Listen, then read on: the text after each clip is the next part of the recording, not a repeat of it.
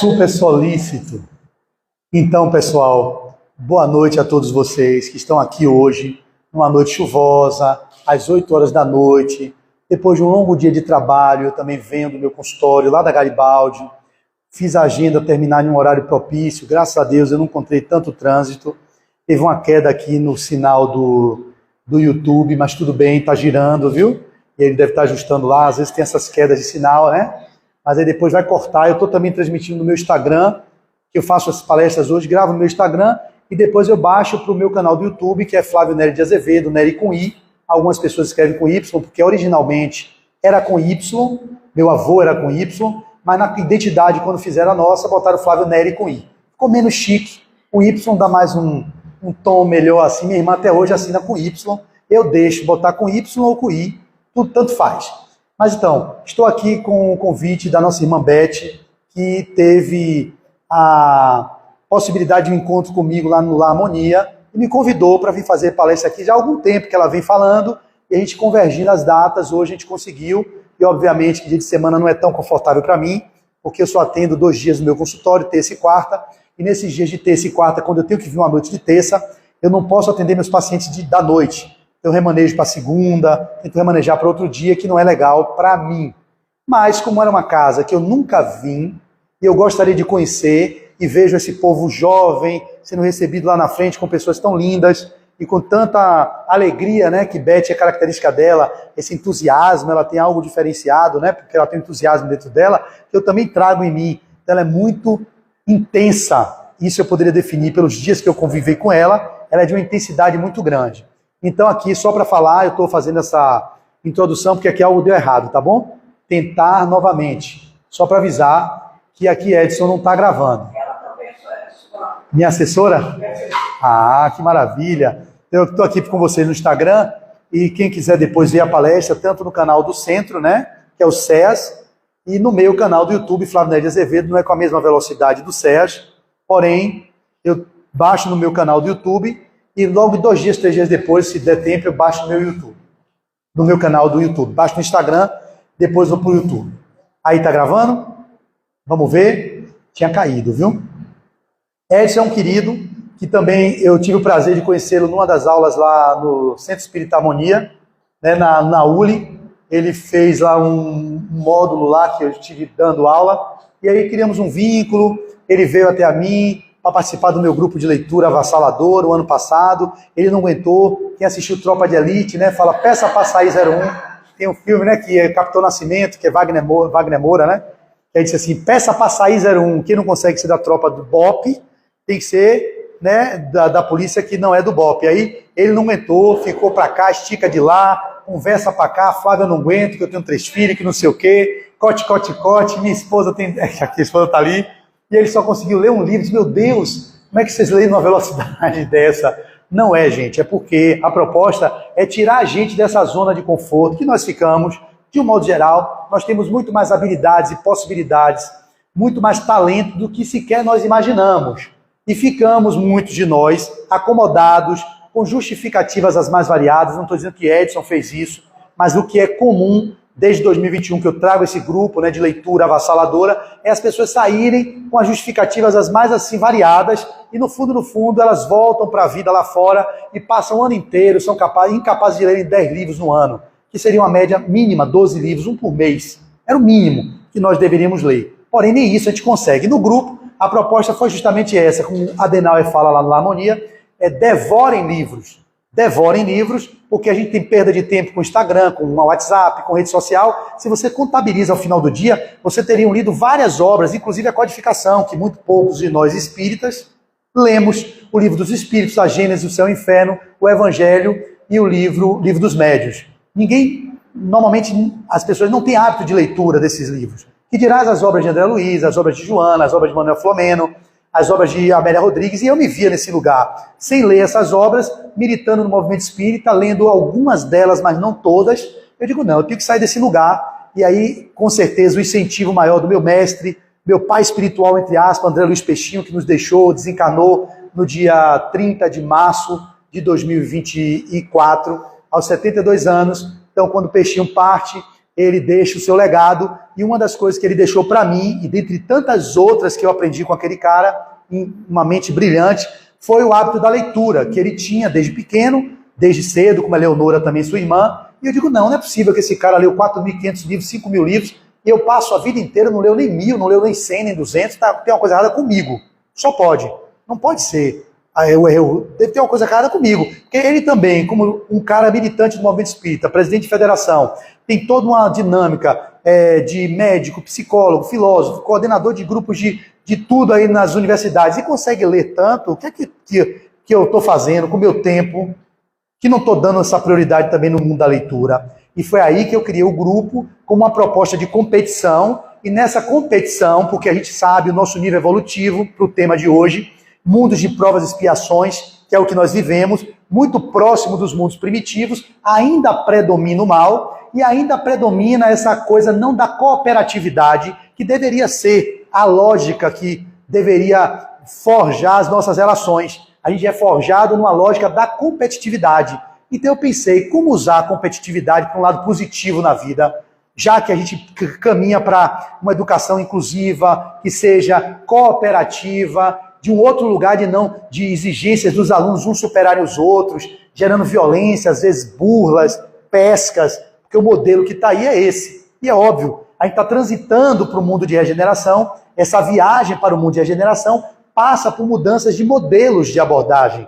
E obviamente que o modelo de abordagem na saúde, o modelo de abordagem na educação, o modelo de abordagem na política, o modelo de abordagem nas artes, eles vão se modificando com esse processo que vai se dando ao longo de séculos, mas que ele se dará, queiramos ou não. Então, nessa lógica, fazendo ponte com o tema e falando sobre a temática da leitura, que eu acho fundamental, porque não há desenvolvimento moral sem desenvolvimento intelectual. Não há como desenvolvermos moralmente sem o desenvolvimento intelectual. Peixinho, até nas últimas palestras lá na Federação Espírita, onde eu estou desde 2000, são 24 anos que eu estou lá, toda segunda-feira, com a Eleonora Peixinho e André Luiz Peixinho. Esse ano voltei feliz da vida, porque ele estava ausente do presencial, fazendo só remoto por causa da pandemia. E quando ele voltou, eu perguntando a Eleonora, ele volta quando? Meu mestre volta quando? Para eu fazer trocas com ele sobre os livros, que muitos dos que eu coloquei no grupo de leitura foram dicas dele ao longo desses 23 anos, 24 anos de convivência, nas palestras, nos chamados Encontros com a Sabedoria Universal. Toda segunda-feira, 24 anos eu estou lá, desde o ano 2000, 1999, 2000. E aí esse ano ele volta. Quando ele voltou, eu voltei junto, e aí já sentei com ele assim, Peixinho, me fala aqui sobre os livros que eu estou lendo. Aí mostrei o Scooby, que é um aplicativo onde eu boto os livros que eu leio. Ele leu bastante, né? Eu digo, li bastante, mas eu queria saber essa obra aqui. O que você acha dessa? Eu queria discutir com você, porque são livros que nem todo mundo lê. E a gente colocou para ler. Essa daqui tem isso assim, assado, assim. Eu estava louco para poder ter essa troca com um cara que é um gênio e que é complexo na análise. E ele fala numa das exposições dele, lá na Federação Espírita, que até podemos viver sem informação, mas a informação não garante a informação, ou seja, o conhecimento intelectual, os conteúdos que a gente vai adquirir através das leituras, ele não garante a evolução moral. Mas sem a informação, eu lembro como hoje, não há como evoluir moralmente. Flávio, está na codificação. O crescimento intelectual antecede o crescimento moral. Mas nós vemos no cenário nacional e internacional muitas pessoas com grau de desenvolvimento intelectual elevado, porém, verdadeiros ratos no que diz respeito ao desenvolvimento moral. Não é isso? Mas vocês vão ver pessoas com desenvolvimento moral elevado, haja vista Manducci, Chico Xavier, mas de um conhecimento intelectual pífio. Como é que pode, Flávio? A gente explica, porque a gente acredita na reencarnação. A reencarnação é um instrumento educativo que nos faz espíritas com uma consciência de olhar a realidade por um outro paradigma, por um outro prisma. Então, quando a gente vê um Chico que está do jeito que foi, primário, se eu não me engano, Divaldo, segundo grau, e Manducci, talvez segundo grau, e uma elevação moral do nível deles, uma Madre Teresa de Calcutá, meu Deus, como é que esse povo então evoluiu moralmente? E se a gente não viu nessa existência o avanço intelectual, mas ele se deu ao longo de vidas sucessivas, nesse grande périplo, nessa grande viagem do átomo ao arcanjo. que um dia o arcanjo já foi átomo. Na nossa condição de desenvolvimento antropossócio psicológico, somos criados simples e ignorantes. Simples em termos de complexidade e ignorantes porque somos inscientes. Peixinho nem usava ignorante, ele usava inscientes. Ou seja, não temos ciência do que é a realidade. Então, simples e ignorantes, e seremos fadados à nossa bem-aventurança, à plenitude, ao alcançar, que é chamado o espírito que se tornou um dia puro, mas que um dia foi átomo.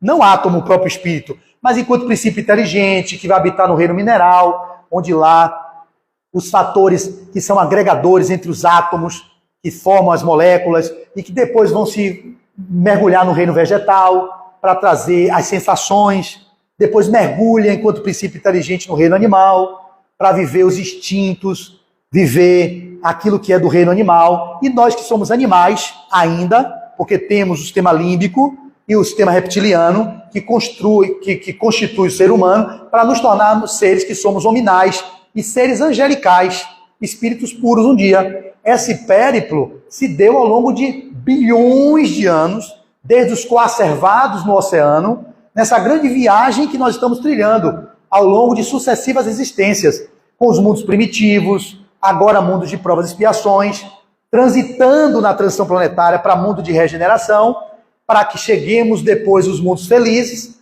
e assim os mundos celestiais, que é o nosso fanal, ou o nosso objetivo final, ou a nossa determinação final de existir. Vai ser essa, queira você ou não, queira Edson ou não. Ele pode até caminhar para cá, escapulir para lá, mas vai ter que caminhar. Eu também vou ter que, não tem jeito, vou chegar. Mas a gente pode escolher isso quando a gente se torna consciente, ou seja, entramos na era da razão.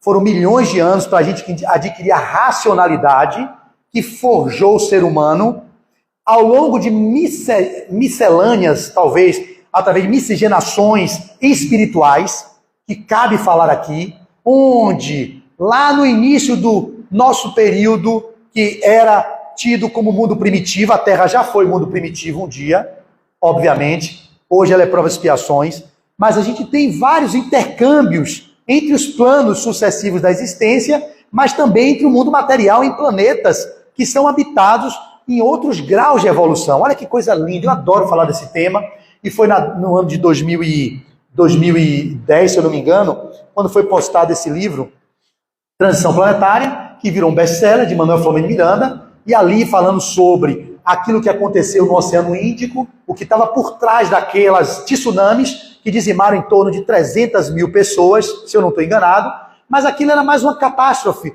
era mais um flagelo destruidor que está lá na codificação, nos flagelos destruidores, né, na lei de destruição, porque por trás da destruição também tem uma ordem. No caos há uma ordem.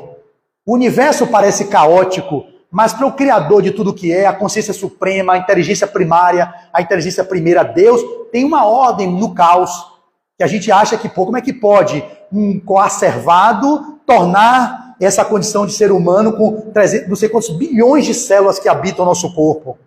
Como é que pode, de uma nebulosa do Sol, ser retirado um fragmento para se criar a Terra, com magma terreno, com todas as estruturas, e que Jesus já lá estava como um grande orientador, com outros espíritos puros, fazendo com que o planeta Terra surgisse. E aí os cientistas vão dizer que o Big Bang, que é a origem do universo. Não, a gente já sabe hoje que o Big Bang, para acontecer do jeito que aconteceu, existiram forças que precisavam se cooptar ou se chocar para fazer a grande explosão, para gerar o que diz a ciência materialista, o universo ou a estrutura que temos hoje. Mas o que tinha antes disso?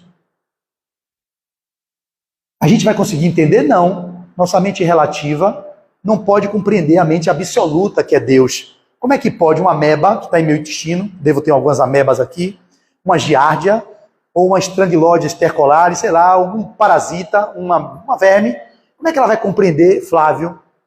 É como se ela fosse o Deus dela, um grande amebão. Para ela, quem é o Deus dela? Uma grande ameba, maior do que ela, com pseudópodos, Aí ela vai dizer, pô, esse é Deus. Assim a gente viveu por muito tempo, acreditando que Deus era um grande homem, barbudo, sentado no trono, julgando e condenando todos nós, filhos dele. Mas a gente vai evoluindo em consciência e vamos com a capacidade de compreender a realidade, mas mesmo assim muito longínquo de compreender a consciência primeira. O que é Deus? Eu não sei o que é. Tanto que Kardec perguntou, quem é Deus? Não quem é. Quem é? Quem é Deus? E a gente vive aqui fruto desse grande ser, ou dessa grande potência criativa que gerou toda a vida. E aí a gente vai transitando. Lá na transição planetária, como eu dizia, houve o tsunami do Oceano Índico, que gerou ondas gigantes, dizimou a população, mas a troco de quê? Deus, ele vai criar e destruir?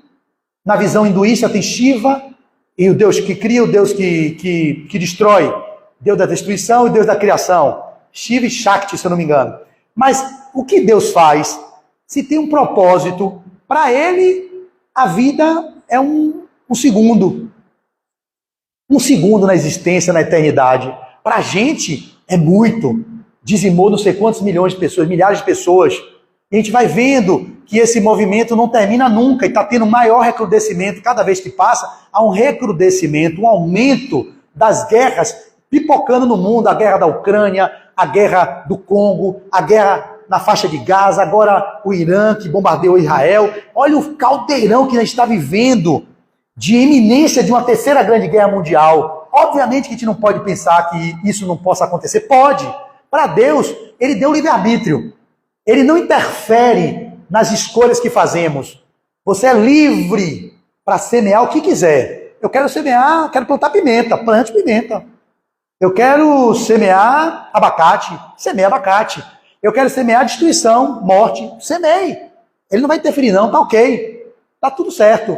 Mas você vai ter que colher o que você semeou. Quando o tempo dirá. Pode ser na própria existência, na realidade que se encontra, ou em outras existências. E aí quando vocês encontram pessoas sofrendo, se queixando, meu Deus, a vida é um inferno para mim, talvez esteja semeando as pimentas que plantou.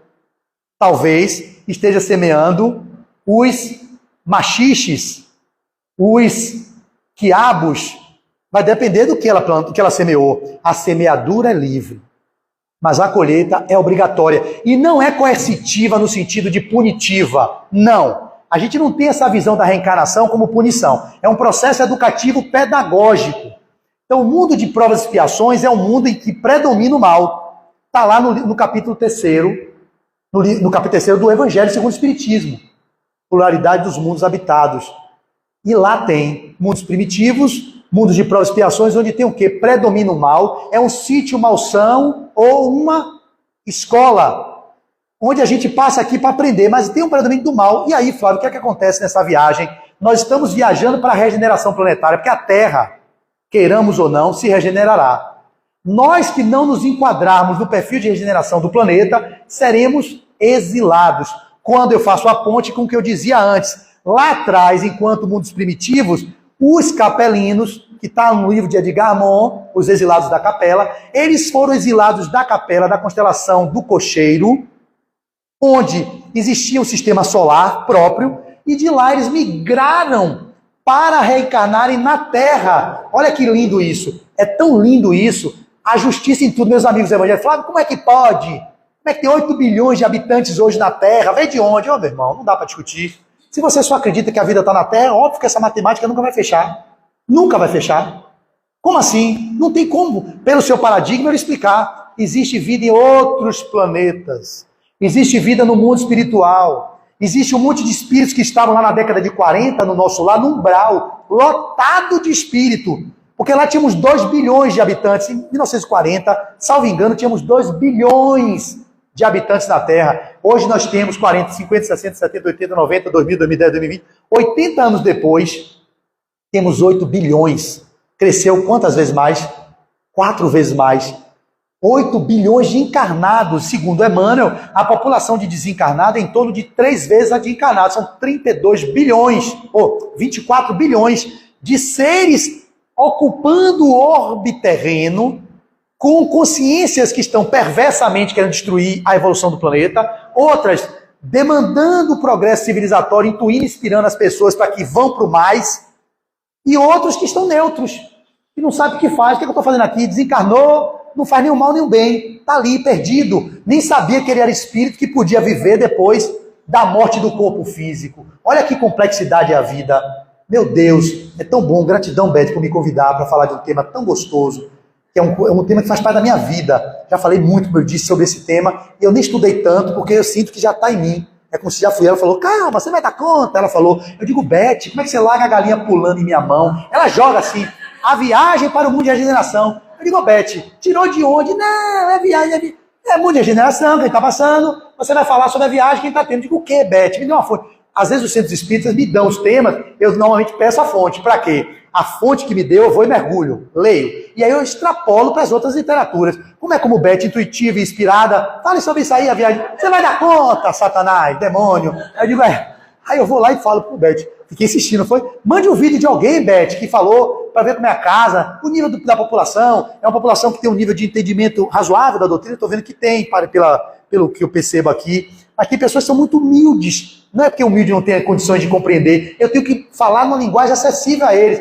Eu fiz uma palestra no centro espírita aqui, a CEABEM, eram os velhinhos que estavam lá hospedados no CEABEM ouvindo minha palestra, com algumas outras pessoas. Então eu tive que adequar para um público como vocês e os velhinhos, alguns lá no fundo, assim, já não ouvindo direito. Meu filho, isso aqui é católicos, alguns protestantes.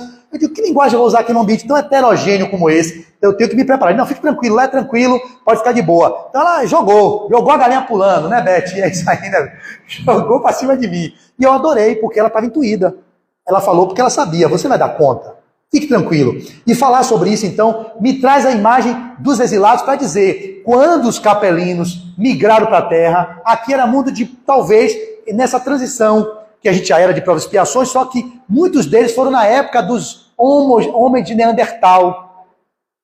Aqueles homens de Neandertal, que vocês podem ler o livro que eu li também de Ionari, que é o livro que ele fala lá sobre, já esqueci, é tanto livro que a gente esquece os títulos, você sabe qual é? A história da humanidade, né? E ele fala sobre as épocas geológicas, onde tiveram mas uma visão materialista. Materialista, não é a visão da gente que consegue conceber que não se perde aqueles fósseis que a ciência tenta encontrar, onde foi que transitou do Homo erectus para o Homo sapiens. O Homo de Neandertal migrou lá da África para a Europa, a Eurásia. Onde foi que teve esses cruzamentos? Ele vai falar do genoma, que ainda tem no Homo sapiens talvez um percentual do Homo de Neandertal.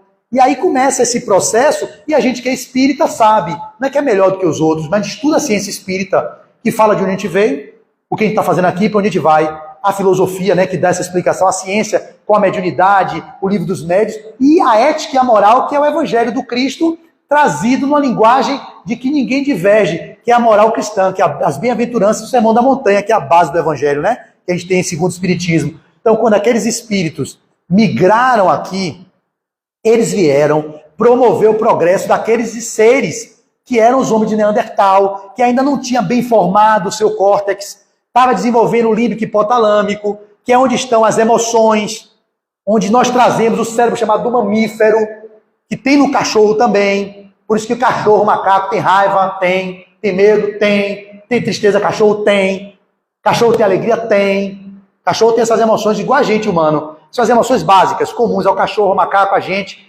Isso é um processo do sistema desenvolvido, que é esse cérebro chamado cérebro do mamífero. E aí o que é que acontece quando esses espíritos migram? Eles vão fazer uma grande viagem dos mundos lá dos capelinos, que estavam regenerando, parece também na regeneração, e não podia ficar, digamos, esses capetas que estão, essas verdadeiras ratazanas, que a gente encontra na política, que a gente encontra na ciência, que a gente encontra na pedagogia, que a gente encontra em tudo que é lugar. Eles fizeram o quê? Ó, gente, você não dá para ficar aqui não, satanases. Vocês vão reencarnar no Brasil não. Vão reencarnar lá na Terra, um planeta que está se formando, que é um planetinha lá, um planeta que está se formando lá, e que a gente precisa de pessoas como vocês que vão ser verdadeiro paraíso. Lá não tem mais humano não, tem pessoas se tornando humanas, mas lá tudo é uma lei que funciona na base do tapa, porque é tapa para lá e não tem botox, não tem depilação a laser, é todo mundo peludão, e aquele negócio bem primário lá, vocês vão se bater lá, que vai tomar tapa, você não resolve no diálogo não, lá no tapão. Então, como pessoas embrutecidas dentro delas vão encontrar aqueles seres que estão caminhando dos mundos primitivos, Eles são verdadeiros missionários, que eles vão ensinar a salgar a comida, eles vão ensinar como faz a roda, eles vão ter o insight de como faz o fogo. Aí começa a ter uma civilização que começa a desenvolver o neocórtex, que é essa camada, terceiro degrau do cérebro reptiliano, segundo andar é o sistema límbico hipotálamico, e o terceiro é o córtex, que é o que dita a razão, a racionalidade. Quem fez isso? Os espíritos capelinos virados no demônio, satanases, corruptos, vagabundos, transgressores, pedófilos, que já se desenvolveram intelectualmente muito lá em Capela, mas já tinha que regenerar, como a Terra vai se regenerar, queiramos ou não. Mas aqui não cabe mais rebanho, vocês vão ser exilados. Aí diz que é os anjos decaídos, que o pessoal vai interpretar como sendo Lúcifer, que brigou com Deus, muita história da carochinha, e que não tem essa informação que a gente consegue destrinchar a linguagem alegórica do Velho Testamento, do Novo Testamento, para traduzir numa linguagem que seja racional. E aí eles vão migrando, formando um novo perispírito, que a gente não vai falar sobre isso, que a gente não tem tempo, que é muita coisa, detalhe, mas esse perispírito novo vai moldando um cérebro novo, um encéfalo novo, que vai gerando uma camada da razão. E aí surge o Homo sapiens sapiens, que muitos de nós somos, alguns de nós, homos demes demes. São verdadeiras demências ambulantes, verdadeiras bestas ambulantes pelo planeta. Haja visto o que está acontecendo no cenário mundial, em pleno século XXI, pessoas matando outras pessoas. Olha que negócio primitivo. Matando, jogando bomba. Buh! E aí se diverte com isso, é como se fosse uma coisa perversa. Esses são espíritos que também serão exilados. Nós outros, que estamos nos regenerando, enquanto valores morais, enquanto olhar para aquilo que ainda são as nossas inabilidades e criando novas habilidades para nos tornarmos compatíveis com o planeta de regeneração, vamos ficar por aqui, mas os outros não. E aí vai ter a abertura do umbral, vocês não entendem, o umbral lá está vazio, bem vazio, porque em 1940, você viu como era o livro Nosso Lar? Vocês leram? A série de André Luiz toda? Então, a gente leu todo o ano passado, eu reli. E esse ano eu reli a de Joana de Anjos toda, pela segunda vez, para poder estudar um deles. O Ser Consciente eu estou estudando, lá na FEB com a Leonora, há um ano. O pessoal não entende. Fala para que ele tanto ler, para poder ter contato com a literatura, para criar novas sinapses cerebrais, para não perder tempo perdendo coisa, divagando com coisa. A leitura ajuda você a prevenção de Alzheimer, gera novos circuitos neuronais. Tem várias vantagens da leitura, isso é óbvio. E além disso, é um conteúdo que está em algum arquivo em mim. Mas aí não estudo e daí não importa. Um deles eu estou estudando, que é o Ser Consciente, há um ano. Que é um livro que eu li em 3 horas, eu estou desde março até agora estudando na FEB. Você escolhe um, Nosso Lar, ou No Mundo Maior, e vai estudar. Mas nem por isso você vai deixar de ler os 13 livros da série de André Luiz, ou os 16 de Joana de Ângeles, porque você leu e não ficou nada, não absorvi nada. Comecei com Jesus de Atualidade, terminei com Psicologia da Gratidão, mas não lembro, eu acabei de ler Psicologia da Gratidão semana passada. Já ficou muita coisa que eu esqueci. Já esqueci. Estou lendo hoje O Poder do Subconsciente, de Jeffrey Murphy, que é um cara que fala sobre o poder do subconsciente. Um livro bem antigo, um best-seller. Já outra informação chegando, e daí? Aí eu escolho, eu vou ler, estudar esse ou aquele. Essa digressão é para mostrar que essa formação que a gente tem foi fruto de experiências adquiridas por esses seres satanases, perdidos lá em Capela, que vieram, não perde. Espírito retrograda, ele só estagna ou evolui. O conhecimento adquirido está perdido? Não. Está tudo nele, como o Chico trouxe, armazenado no inconsciente, Irmã Dulce, Madre Teresa, Divaldo, toda a bagagem que ele traz, como eu trago das minhas vidas anteriores. Os capelinos também vieram para cá, e aí, claro, um cérebro embotado, porque não era com a mesma dinâmica cerebral que tínhamos no nível que temos hoje. Eles tiveram que fazer com que aquele neocórtex surgisse, impregnando através da fecundação, da troca de genes, gerando esse corpo maior, que é o córtex, para que a razão pudesse habitar naqueles seres que eram bem silvícolas, estágios bem primários do processo da evolução. E aí foram, trouxe a Era da Razão. Essa Era da Razão, ela vige hoje. Só que a gente está regenerando, está viajando para qual mundo? Para a Era do quê? O Homo de Neandertal, Homo erectus, Homo sapiens sapiens, alguns vocês já viram que são demens, são dementes. E a gente está caminhando para os homos o quê? O homos intuitivos, o homos virtualis, né? Do trabalho das tecnologias. A gente está caminhando para homos intuitivos. Uma nova camada está surgindo nesse cérebro que sempre evolui para comportar os espíritos que somos nós, que vamos e voltamos. Vamos, tá certo? vamos e voltamos para o mundo espiritual e para aqui, para o mundo material, para forjar um novo ser, a nova raça. E aí a gente lembra daqui do livro A Gênese, que é o último capítulo, que vai falar são chegados os tempos, os sinais dos tempos e a geração nova. São esses espíritos que estão reencarnando, que foi bem citado no livro Transição Planetária, quando falaram que os espíritos de Alcíone, da constelação das Pleiades, a gente vê da constelação do Cocheiro, que era os capelinos, lá muitos bilhões, não sei quantos anos atrás, não tenho nem noção dessa contabilidade aí, mas muito tempo atrás, que habitaram aqui. E agora, Flávio, a transição planetária está se dando. Já se dá, alguns autores dizem, desde a época que foi codificada a doutrina, em 1857, com o Livro dos Espíritos, mas ela vem se dando, e estamos agora no ápice dela. Vocês nunca viram tudo, tem tudo. Salvador, se você procurar, tem tudo aqui. Tem pedófilo? Tem. Tem tráfico de menor? Tem. Tem estupro? Tem. Tem assassinato? Tem. Se você for ao Rio de Janeiro, tem. São Paulo tem. Não há lugar no Brasil e no mundo que você não encontre tudo que a gente tem dito aí no cenário externo, aqui também tem. Esses seres estão tendo chance de voltar. Eles foram, abriram as comportas do inferno. É como se fosse uma linguagem metafórica. Olha, rebanho, eu vou abrir as portas do umbral. Vocês vão encarnar em massa. Olhe bem, 1940 tinha uma população de 2 bilhões. Vai encarnar todo mundo. Até 8h50, né? Ah, é? Eu tenho até 8h40, né? Até 8h40. Até 8h45. Ótimo, então. Não, mas eu vou fazer dentro do tempo para não ficar cansando vocês. E ficar com gostinho de quero mais. Então, esses seres que vieram de lá estão aqui, saindo das comportas dos infernos, alguns do próprio umbral. Umbral você entende, lugar de passagem, né? É uma linguagem metafórica, mas que a gente não vai localizar. É o estado de consciência que os espíritos se encontram e eles vão migrando e tendo chance de encarnar. Vão encarnando, porque precisa Deus, como é bom, justo, onipresente, onisciente. E ele não vai fazer nenhuma distinção entre um filho e outro. Eu vou dar mais uma chance. Volta, Flávio. Volta, Beth. Volta, fulano. E mostra que vocês estão compatíveis com o novo mundo regenerado que vai surgir. Porque a Terra, independentemente de suas escolhas, ela se regenerará. Ela já não se regenerou antes, porque a gente ainda não regenerou nossos corações. Mas espíritos estão vindo para ajudar nesse progresso.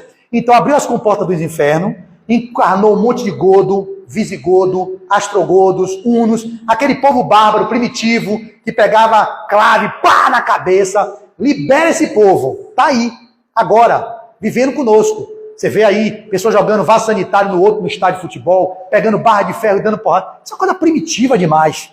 Então são esses seres que estão tendo chance de voltar para dizer, olha, eu estou sintonizando agora com a regeneração. Ah, mas não, você é um Satanás, você vai morrer. E não tem como você ficar aí não, Satanás. Você voltou para se melhorar, você está pior, está igual.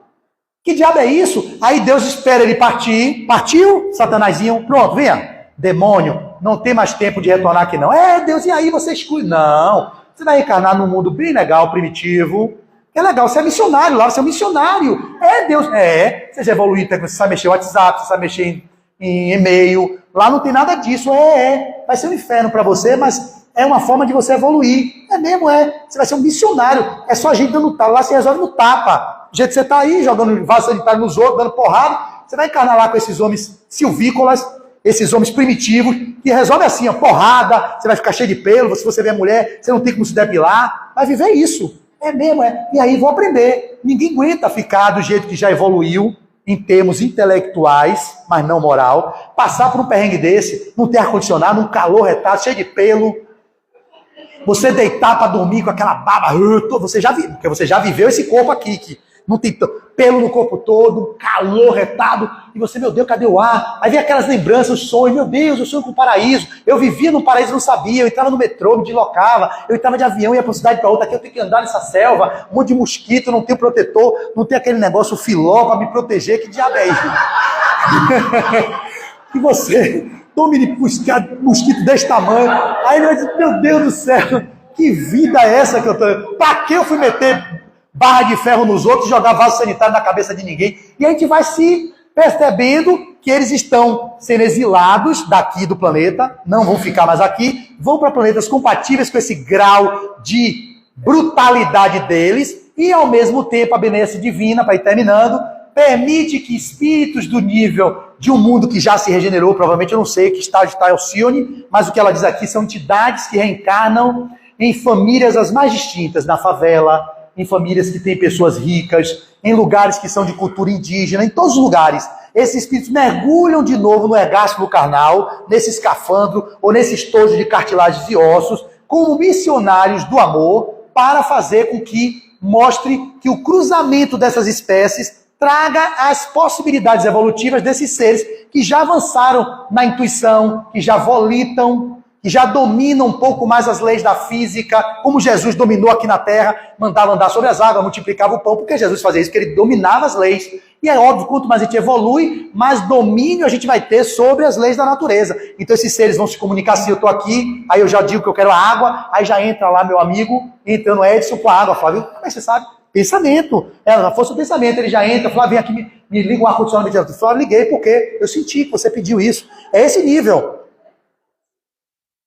A gente não vai precisar ficar tão enrijecido nesses 5 sentidos. É a intuição que vem se revelando, é as inspirações que se dão com uma forma muito mais frequente, os espíritos sopram o nosso ouvido e te ouvem, a mediunidade a serviço da vida, a naturalização da mediunidade no cotidiano. Você está aqui, tem alguém que quer contribuir, eu digo ok, eu dou uma passagem, alguém que estudou esse assunto melhor do que eu. Aí imagina, eu estou aqui viajando, eu abro um espaço aqui, não precisa aquele negócio, aquela celeuma, tem que estar na sala mediúnica, tem que ser tudo certinho. Não, a mediunidade é a serviço da vida, naturalizada. Eu estou aqui, aí de repente chega uma entidade aqui, eu vejo que eu estou desenvolvendo a evidência, digamos, quer contribuir, irmão, venha. Aí eu deixo aquele um pouquinho no meu corpo, e ele fala assim, olha, o Flávio falou isso assim, mas é no auxílio, dá a contribuição dele, amanhã ele sai, sem nenhum fenômeno que vocês ficam, eu digo, foi gente, esse colega aqui falou sobre isso, achou o quê? Legal essa contribuição, esse intercâmbio o tempo todo. A gente vai viver isso no mundo regenerado, mas para que isso aconteça, é preciso que nós outros olhemos para dentro,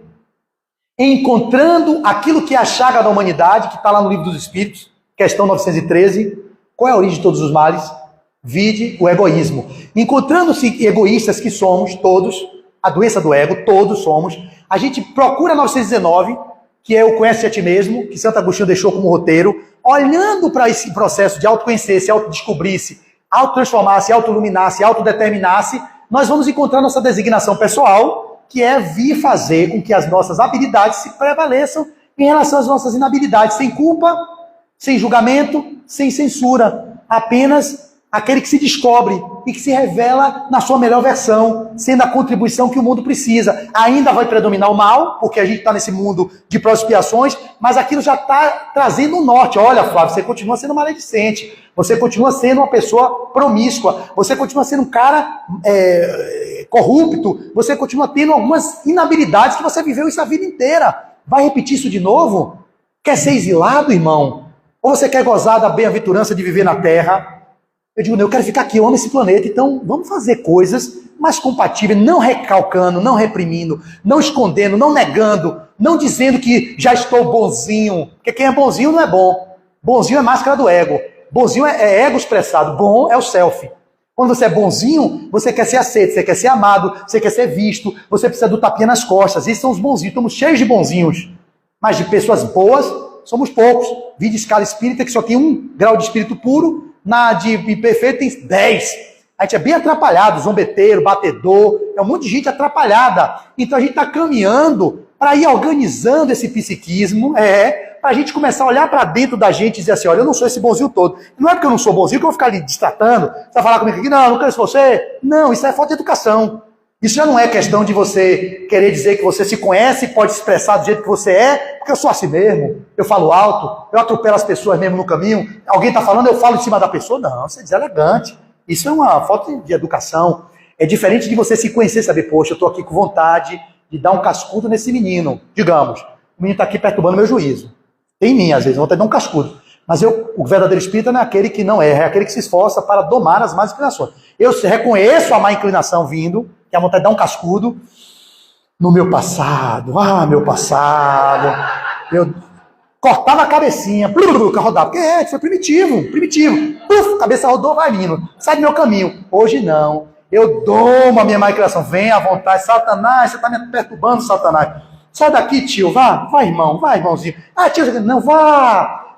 eu estou domando a minha má inclinação, que o desejo é dar um cascudo no menino, ou um pitoque na testa, ou uma peba nele. Aí eu vou dominando a minha má inclinação para não deixar ficar a serviço dos instintos primitivos. Isso não significa que eu estou bom, eu estou me transformando no encontro com a sombra, olhando para as minhas más inclinações e dizendo assim, ó, eu integro você no homem novo que está surgindo, sem negar e sem reprimir e sem dizer para ela, você não é isso. Não, eu estou assim, mas eu sou centelha divina e fadado a essa viagem para a regeneração planetária, onde viveremos um refrigério, onde teremos no mundo regenerado um processo de convalescença. Como é que você fica convalescente? Flávio, vamos lá aprontar ali com aquele... Não, meu irmão, eu tô leve. Imagina você sai de uma cirurgia, você sai convalescendo depois de um período no hospital, não é? Você está num hospital, escola, num presídio, você sai meio abetado. Aí você está no mundo regenerado, você ainda tem o mal em você. Só que você já não busca isso a todo instante, porque no mundo regenerado ainda tem o mal. O pessoal pensa que não. Provas e expiações predominam o mal. No regenerado, existe o mal, só que há uma consciência de Beth, de Flávio e de Edson, de que o mal ainda habita em mim, porém, eu já estou tendo consciência sobre ele. Eu já não estou negando ele. Então a regeneração não é uma mudança para o estado de plenitude, de espírito feliz, espírito bem-aventurado, não. Isso vai determinar um processo de autoconsciência, de autotransformação, que levará você a esses mundos felizes. Que lá sim predomina o bem. Mas nos mundos celestiais já não existe o mal. O mal é uma mera quimera, uma lembrança das vidas anteriores que aqueles espíritos vivenciaram. Nessa perspectiva, o tempo já se esvai, são 8h45. Eu vou finalizando, deixando para vocês uma fala de esperança. Nós estamos passando por um momento muito difícil, mas não é agora. Porque a gente fala isso desde que eu estou no Espiritismo, 27 anos, eu ouço, estamos passando por um momento difícil. Para a gente, 27 anos não é nada. Esses momentos estão acontecendo há alguns séculos. Esses momentos que vêm aparecendo no planeta, os cataclismas, os tsunamis, os vulcões em erupções, acontecem os flagelos muito frequentemente. Mas o momento agora é o momento do processo moral da civilização. As pessoas não estão tendo pudor de revelar-se maldosas, de revelar-se perversas. E além disso, tem os seguidores nas redes sociais, no Instagram e nas outras, no YouTube, que seguem milhares de pessoas que pregam mal de forma aberta, de forma desenfreada. Isso é que é a queda da máscara, onde as pessoas estão se revelando na sua versão, que nem sempre é a melhor versão delas, é uma versão piorada, que fazem questão de sintonizar com mentes desencarnadas. Muitos de nós lemos o livro Libertação, como vocês viram, Gregório, que tem as suas falanges de espíritos que estão aí espalhados, e muitos desses que estão aí são verdadeiros espíritos das falanges de Gregório, que tem um propósito de fazer o mal. Vem com um propósito de fazer o mal. Muitos somos inconscientes, eu digo assim, minha estatística, 8 bilhões de pessoas no planeta, eu diria que 7 bilhões vivem na inconsciência. Eles não querem fazer o mal, estão inconscientes. 5 bilhões, meio bilhão, é como se estivesse na consciência. Estou até sendo otimista, meio bilhão. Consciente. E meio bilhão na anticonsciência, ou seja, com o propósito de fazer perversidade. Algumas lideranças que estão no cenário atual, não vou citar, porque aqui não é lugar para isso, mas a gente tem que ter clareza disso. Essas pessoas que fomentam guerra, que fomentam ódio, que destroem as outras nações, eles estão a serviços de Gregório.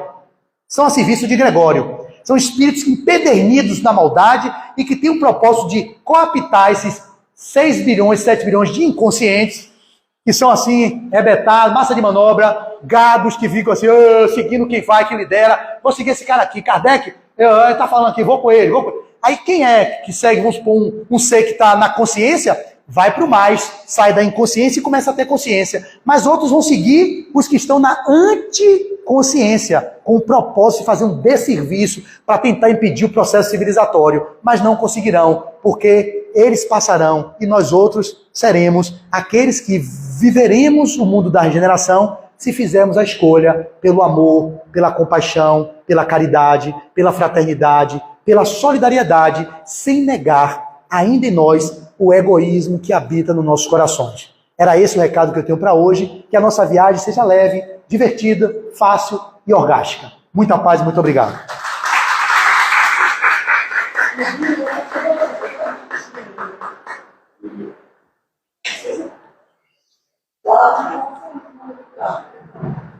É o seguinte, ontem nós assistimos na Semana Espírita do Harmonia de Vila. Foi de Djalma Rolo, né? Pragmatismo. Pragmatismo do espírito. Espiritual. Isso tem a ver, essa evolução desse novo homem, pragmatismo, você leu o livro? Pois é, esse livro eu não li, de Adenauer ainda. Eu também não tive Não tempo li. de Eu comprar. li O Voo do Espírito, Viver como Espírito e Pragmatismo. Eu já comprei, tá no plástico, mas eu não li.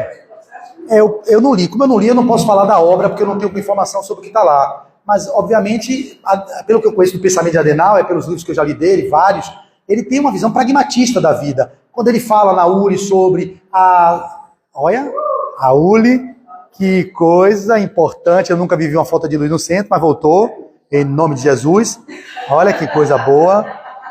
O Instagram caiu, porém, ele vai voltar. Então, falando aqui para vocês assim mesmo, fica aqui com essa informação. Como ele está vivendo a questão do pragmatismo, o que seria o pragmatismo? A mediunidade a serviço da vida, a naturalização da mediunidade, a gente viver essas possibilidades de construção de um mundo onde vocês não criem tantos subterfúgios para revelar o que vocês são. Ou seja, uma sociedade da hipocrisia, onde os sepulcros caiados na linguagem do Cristo desde 2024 anos atrás, quando ele falava sobre aqueles brancos por fora e podres por dentro, nada mais era do que isso. Era um povo que fazia um verniz social de uma máscara de bons moços, de pessoas que eram solícitas e que eram doutores da lei, mas no fundo eram verdadeiros hipócritas. Então o pragmatismo, no meu ponto de vista, não sobre a obra dele, mas do entendimento do que eu tenho sobre o que como Adenauer pensa, é sair dessa coisa de ficar vivendo as relações, querendo forjar um personagem que vocês ainda não alcançaram, gastando uma energia imensa para sustentar uma máscara de representação daquilo que você não está ainda, porque você é centelha divina, mas a gente fica fazendo a máscara daquele que é solícito no centro, puxa a cadeira para todo mundo, e na primeira entrada no carro, bota para fora aquele leão, aquele lobo que está preso dentro de você, jogando, soltando os cachorros nos meninos, atropelando pessoas no trânsito, dando fechado em todo mundo. Então é melhor serem vocês, saberem que vocês não estão lá, mas vocês estão no processo de buscar estarem lá. E o que é que garante isso? O esforço que vocês estão fazendo para domar as más inclinações. Não está dizendo Kardec que você não tem má inclinação, está embutido lá dentro. O esforço que faz para domar as más inclinações significa que a gente tem más inclinações. O correto não é você negar as más inclinações. O correto não é você reprimir as más inclinações. É você olhar e falar, Flávio, quantas mais inclinações, que calor, como eu gostaria que tivesse um ar-condicionado nesse centro, que tivesse aqui em cima de mim me refrigerando. Isso está em minha vontade, eu vou ficar, não, tá tranquilo. Eu estou suando aqui, que casa maravilhosa. É maravilhosa a casa, mas um ar-condicionado ninguém merece. Imagine encarnar numa região umbralina daquela lá, cheia de pelo, e sem ter um ar-condicionado, seria bem pior. Então, ser você não precisa ser deselegante. É você mostrar o que você está insatisfeito. Olha, não está agradável para mim esse prato de comida. O pessoal tem uma mania de ser sempre protetor. Não, Flávio, a pessoa, mas não está tão saboroso no meu paladar. Deixa eu ser eu. Dizem que eu sou sincericídio, né? Que é super sincero. Tem coisas que não são necessárias serem ditas. E eu reconheço que tem coisas que não precisam serem ditas. Mas tem coisas que, quando eu não digo, me machucam. Se elas me violentam, por que não dizê-las? Já que eu não vou mexer com a vida do outro. Já que eu não vou prejudicar o outro. Então, para terminar, que essa luz está caindo e voltando, a gente está vivendo essa experiência aqui, eu fico com essa resposta aí até aqui, acho que é o suficiente para vocês, né? Está no escuro. Tem mais alguma pergunta? Normalmente aqui tem pergunta? Não? É? Mas hoje ela resolveu fazer, não foi para perturbar meu juízo, né? Beth.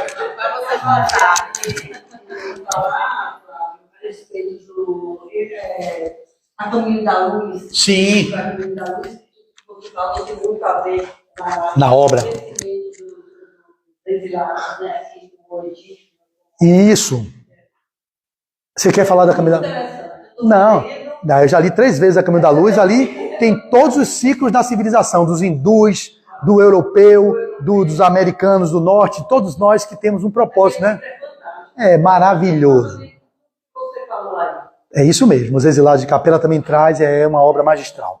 Então, Edson, leia, você tem tempo para ler, mesmo com 3 filhos. Vocês também incentivem-se à leitura, não fiquem com aquilo que eu disse, aquilo que eu digo é a minha interpretação do que eu entendi, mas eu tenho um viés da minha interpretação, que é o nível de evolução que eu alcancei, que pode ser muito limitado, para extrapolar o que vocês poderiam alcançar, um outro nível de compreensão. Então vamos para a leitura, porque não há evolução moral sem evolução intelectual, tá bom? Eu agradeço e vamos embora. Obrigado. Poxa, deu até para gravar aqui. Estarei aqui se Deus permitir. Encerrar o vídeo.